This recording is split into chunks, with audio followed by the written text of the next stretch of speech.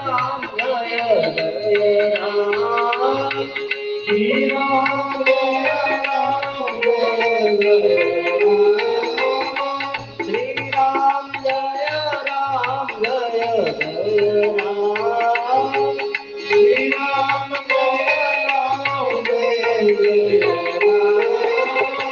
श्री राम जय राम जय श्री राम जय राम जय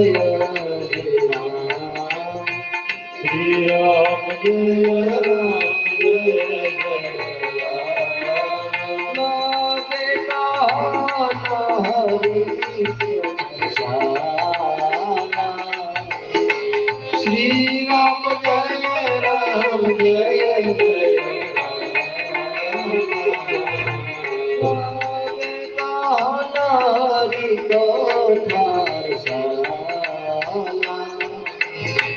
श्री राम जय राम जय दक्ष प्रदेश भये श्री राम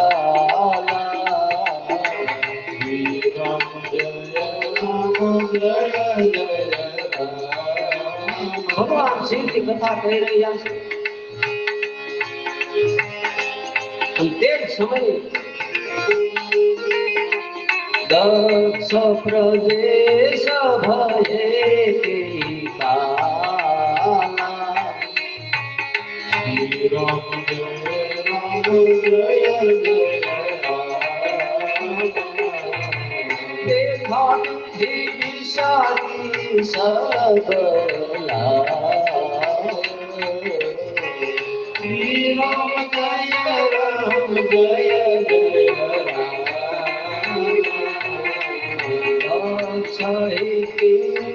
प्रजापति नाय श्री राम जय राम जय जय दक्ष प्रजापति बन्या ब्रह्माजीए सर्व प्रकारे જોઈને દક્ષને પ્રજાપતિઓના નાયક બનાવી દીધા જ્યારે દક્ષને આટલો મોટો અધિકાર મળ્યો ત્યારે તેમના હૃદયમાં અત્યંત અભિમાન આવ્યું જ્યારે જ્યારે માણસને કાંઈ પદ પૈસો પ્રતિષ્ઠા મળે છે કાંઈ મુસાઈ મળે છે ત્યારે એને અભિમાન આવી જાય છે અને અભિમાનથી જ્ઞાન ટકતું નથી અભિમાન ઘણી પ્રકારના હોય પોતાના શરીરનું અભિમાન હોય રૂપનું અભિમાન હોય બળનું અભિમાન હોય હથિયારોનું અભિમાન હોય કુટુંબનું અભિમાન હોય કાંઈ પણ સત્તાનું શક્તિઓનું હથિયારોનું અભિમાન હોય કાંઈ વિદ્યાનું અભિમાન હોય અને એ બધા અભિમાન જ્ઞાન દ્વારા તૂટી જાય છે એવી જ્ઞાનમાં શક્તિ છે એવી આ હરિની કથામાં શક્તિ છે પણ દક્ષ પ્રજાપતિને અભિમાન આવ્યું દક્ષે સર્વ મુનિઓને બોલાવ્યા અને તેઓ મોટો યજ્ઞ કરવા લાગ્યા જે દેવતા યજ્ઞનો ભાગ પામે છે તે સર્વને આદર સહિત નિમંત્રણ કર્યા છે દક્ષનું નિમંત્રણ પામીને કિન્નર નાગ સિદ્ધ ગંધર્વ દેવતાઓ પોતપોતાની સ્ત્રીઓ સહિત ચાલ્યા વિષ્ણુ બ્રહ્મા અને મહેશજી સિવાય આ ત્રણે નહોતા વિષ્ણુ બ્રહ્મા અને મહાદેવજી સિવાય સર્વ દેવો પોતપોતાના વિમાન સજાવીને નીકળી પડ્યા સતીજીએ જોયું કે અનેક પ્રકારના સુંદર વિમાન આકાશમાં જઈ રહ્યા છે દેવ સુંદરીઓ મધુર ગાન કરી રહી છે જેને સાંભળીને મુનિઓનું ધ્યાન છૂટી જાય સતીજીએ આ વિમાનોને જોયા અને એ વિમાનો પાછા કૈલાસની બાજુમાંથી દક્ષ પ્રજાપતિ યજ્ઞ કરતા ત્યાં જવા માટે દક્ષે શિવજીને નથી બોલાવ્યા આમંત્રણ નથી આપ્યું દક્ષની દીકરીને જ આમંત્રણ નથી આપ્યું આ વિમાનોને જોઈને પૂછે હું તબ શિવ કહે હું બધા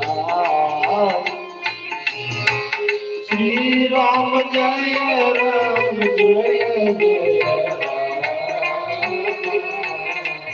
શ્રી જગ્ય સુની કસુ હર્ષાની શ્રી રામ જય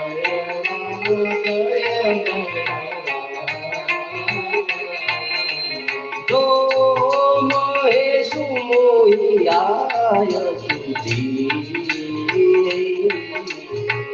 શ્રી રામ જય રામ જય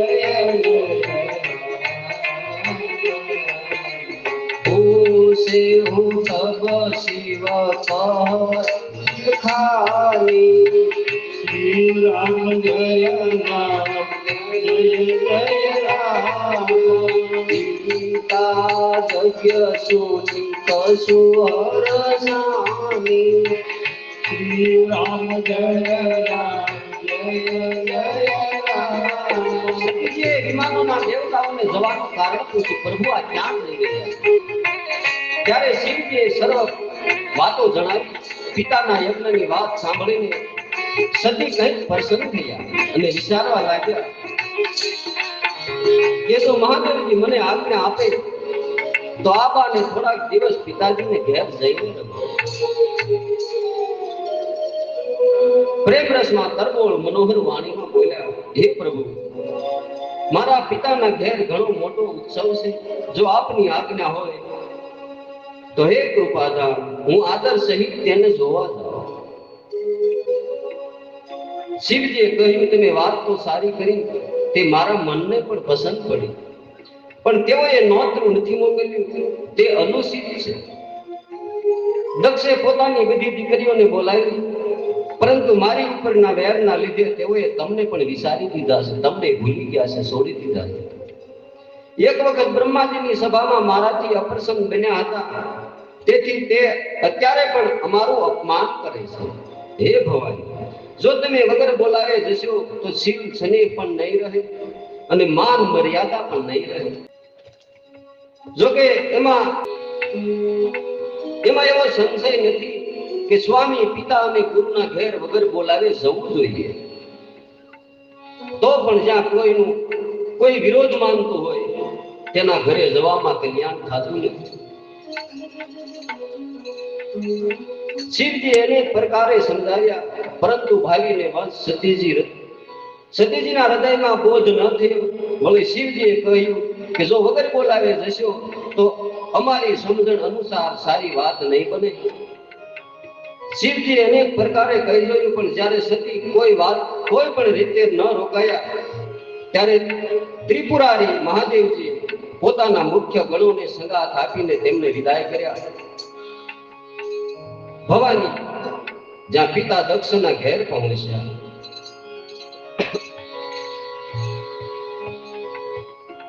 પિતા ભવન જબ ગઈ ભવાની દક્ષતા સકાઉલ સન્માની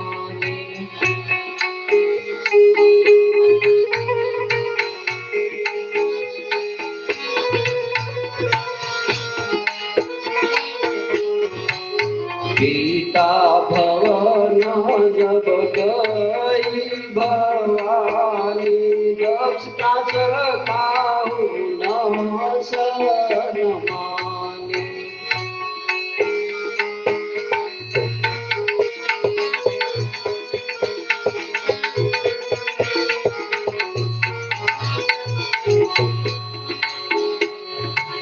સાદર ભલે મિલી એક માતા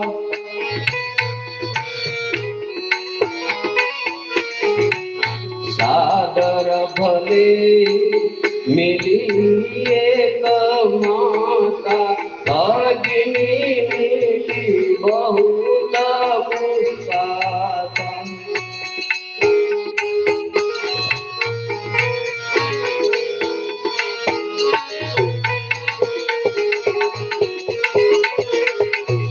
પિતા ભવન જબ ગઈ ભવાની દક્ષતા સકાઉલ સન્માની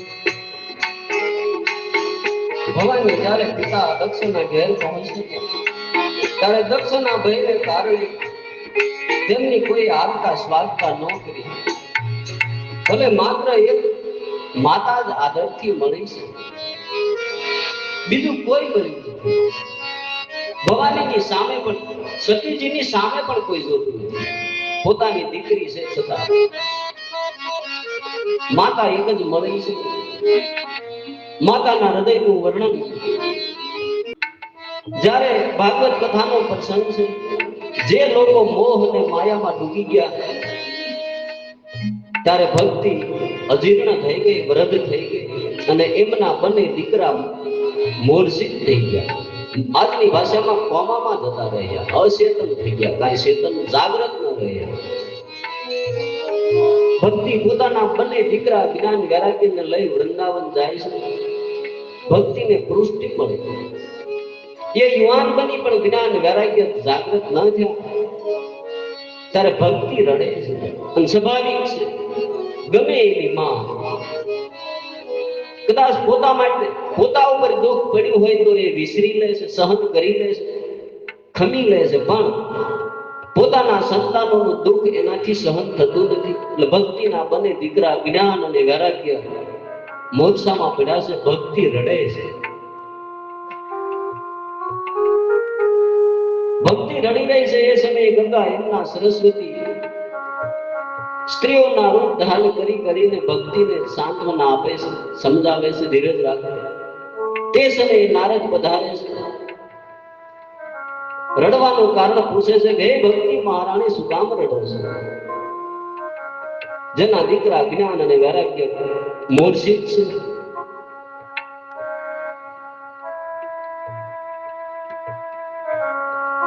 જ્ઞાન વૈરાગ્યને જાગૃત કરવા માટે શ્રીમદ ભાગવત કથાનું નિર્માણ થયું છે. હરિની કથા ગવાણી છે, હરિના ગુણ ગવાના છે, હરિના નામ લેવાના છે, જ્ઞાન વૈરાગ્ય જાગ્યા છે. માના હૃદયની વાત કરી કે જ્યારે જે લોકો મોહ માયામાં ડૂબી જાય ત્યારે આપણા જ્ઞાન અને વૈરાગ્ય અચેત થઈ જાય છે, જાગૃત નથી રહેતા.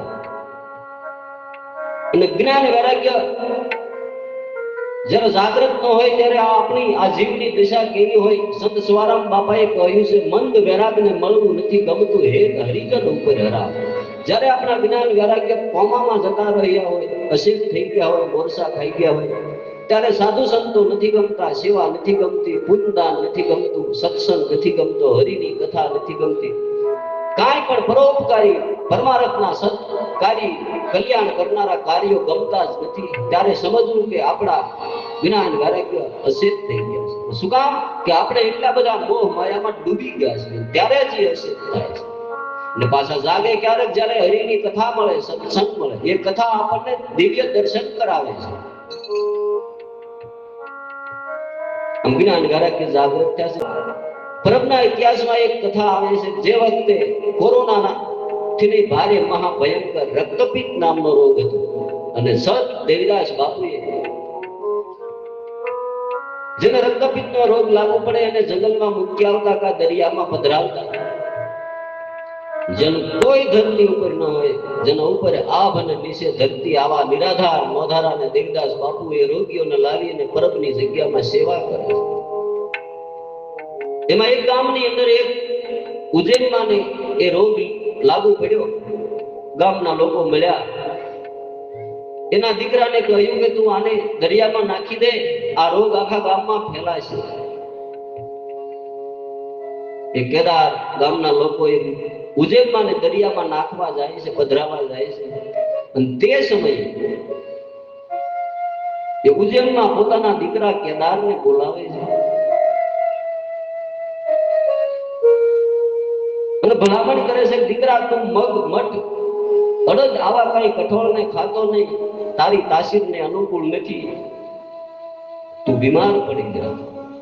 હવે જે દીકરો હકી માને કાળના મોઢામાં ધક્કો મારવા ગયો છે અને ત્યારે જો દીકરાના સુખના સપના જોતું એવું કોઈ હૃદય વિશ્વમાં હોય તો માનું હૃદય છે. એટલે માં એક ભવાનીને મળી છે, બીજું કોઈ મળ્યું નથી. બહેનો તો થોડીક હસતું મોઢું કર્યું પણ કેવા ભાવથી કર્યું એ કઈ નક્કી ન થઈ શકે. કઈ મસ્કરી મજાક કરવા માટે હસી છે શું છે?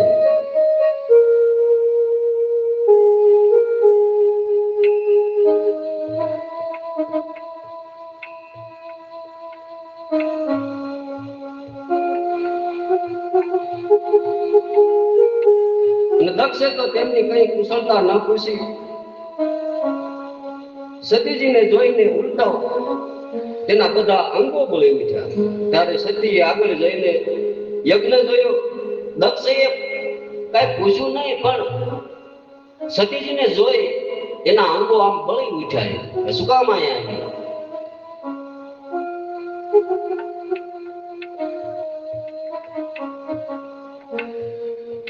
ત્યારે સતીજી આગળ જોઈ યજ્ઞ જોયો તો ત્યાં ક્યાંય શિવજીનો ભાગ ન દેખાયો. ત્યારે શિવજીએ જે કહ્યું હતું તેની તેમને સમજણ પડી.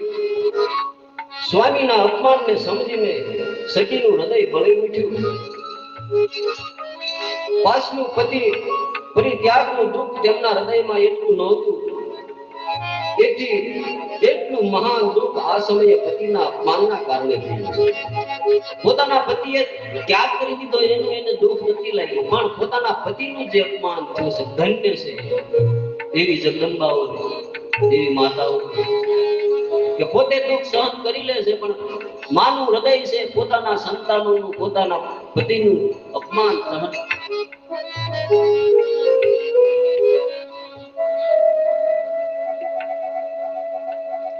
એટલું મહાન દુઃખ પતિના અપમાનના કારણે થયું છે. જોકે જગતમાં અનેક પ્રકારના દારૂણ દુઃખો છે, તો પણ જાતિ અપમાન સૌથી અધિક કઠિન છે. આમ સમજીને સતીજીને ઘણો ક્રોધ ઉત્પન્ન થયો. માતાએ તેમને ઘણી રીતે સમજાવ્યા, પરંતુ તેમનાથી શિવજીનું અપમાન ન સહેવાયું. આથી તેમના હૃદયમાં કોઈ પણ જાતનો પ્રબોધ ન થયો. ત્યારે તેમણે આખી સભાને હઠપૂર્વક ધમકાવીને ક્રોધ ભર્યા વચનો કહ્યા. હે સભાસદો, હે મુનીશ્વરો, સુનહું સભાસદ સકલ મુનીસા. શ્રી રામ જય રામ જય જય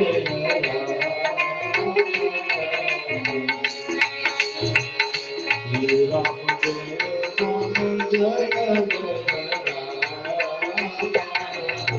सुनहु सभासद सकल मुनीसा. श्री राम जय राम जय जय राम. कहे सुने जिन्ना शंकर लीला. श्री राम जय राम जय राम. सो भलो तुरा कालब श्री राम जय राम जय जय. सो भलो तुरा कालब सबलाओ. श्री राम जय राम जय जय राम. हरि भाति पिता हो. श्री राम जय राम जय जय राम. भले भाति पसीताव पिता हो. श्री राम जय राम जय जय राम. अब सती जी कहवा लगा. सतीजी आखी सभा में क्रोध भर्या वचनो कहेवा लाग्યા. हे सभासदो, સર્વ મુનીશ્વરો સાંભળો. જે લોકોએ શિવજીની નિંદા કરી તે સાંભળે છે તે સર્વને તેનું ફળ તત્કાળ મળશે. અને મારા પિતા દક્ષ પણ સારી પેઠે બસતા છે. જ્યાં સંત શિવજી અને લક્ષ્મીપતિ વિષ્ણુ ભગવાનની નિંદા સાંભળવામાં આવે છે,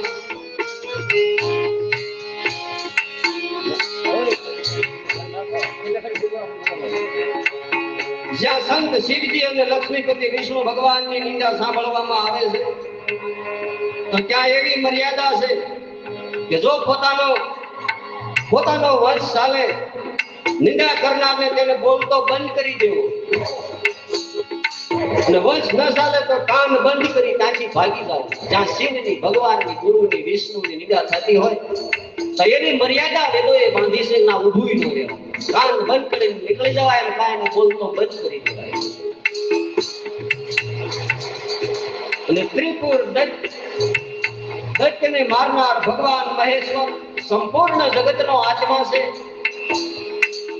તેઓ જગત પિતા અને સર્વનું હિત કરનાર છે. અને મારો મંદબુદ્ધિ પિતા તેમની નિંદા કરે છે. મારું આ શરીર દક્ષથી ઉત્પન્ન થયું છે. એટલે ચંદ્રમાને લલાટ પર ધારણ કરનારા શિવજીને હૃદયમાં ધારણ કરીને હું આ શરીરને તરત જ ત્યાગી દઈશ. આમ કહીને સતીજીએ યોગ અગ્નિમાં પોતાનું શરીર ભસ્મ કરી નાખ્યું. આખી સભામાં હાહાકાર મચી ગયો. સતીનું મરણ સાંભળીને શિવજીના ગણો યજ્ઞનો વિધ્વંસ કરવા લાગ્યા. યજ્ઞનો નાશ થતો જોઈને મુનીશ્વર ભૃગુએ તેમની રક્ષા કરી. આ બધા સમાચાર શિવજીને મળ્યા ત્યારે તેઓએ ક્રોધ કરીને વીરભદ્રને મોકલ્યો. તેમને ત્યાં જઈ વીરભદ્ર એવા ગણો કે જે મંડપની અંદર યજ્ઞ મંડપમાં કાંઈક વંટોળ આવી ગયો હોય આમ આવ્યા છે અને હાહાકાર મચાવવા લાગ્યા. દેવતાઓ બધા ભાગવા લાગ્યા. કાંઈકના મુગટ પડી ગયા, કાંઈકને મોજડિયું પડી રહી. કઈ બાજુ વિવાદોનું માર્ગી હતું એ પણ ખબર ન રહી. એમ વીરભદ્ર આવ્યો છે અને યથાયથ દંડ આપવા લાગ્યો છે. દક્ષ પ્રજાપતિને ગોપી પકડીને તેનું મસ્તક કાપી નાખ્યું. આખી સભામાં હાહાકાર થઈ ગયો. દક્ષની જગ જાહેર ગતિ થઈ જે શિવ દ્રોહીની થતી હોય છે. આ ઇતિહાસને આખો સંસાર જાણે છે. સંત તુલસીદાસ સંક્ષેપ્તમાં કહે છે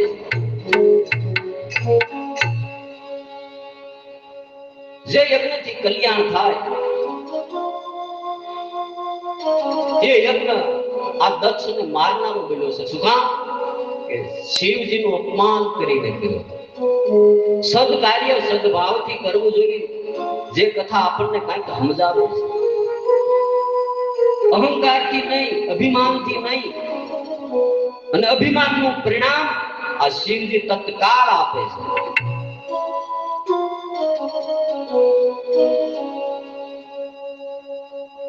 દક્ષ પ્રજાપતિને એ યજ્ઞ મારનારો બન્યો છે. જગ જાહેર દક્ષની હાનિ થઈ કે જે શિવ દ્રોહી થતી હોય.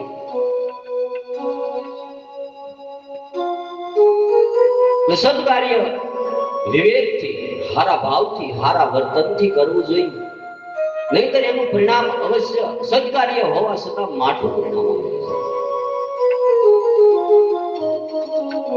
જે કથા આપણને દિવ્ય દર્શન કરાવે છે, ડગલે ને પગલે એક પ્રસંગ, એક પાત્ર આપણને કાંઈક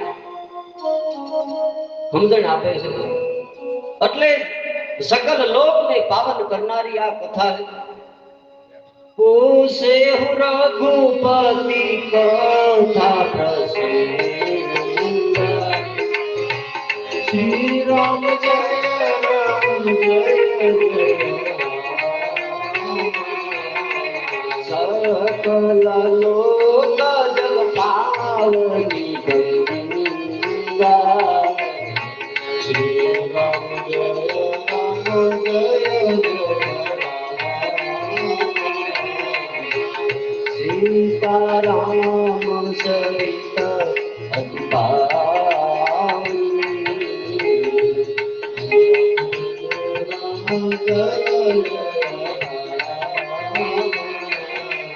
મધુર સરસ અરુણતિ મન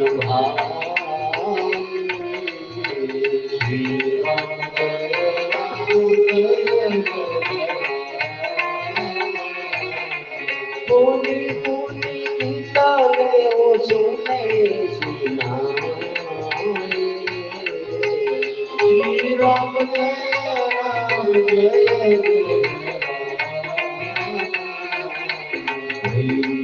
વિકાસ બુધત ના બુધાય શ્રી રામ જય સતી મારા તારી સન ભરું માંગા શ્રી રામ જય જય જનમ જનમ શિવ જય અનુરાગા શ્રી રામ જય તે કારણઈ મગીરી જાય શ્રી રામ જય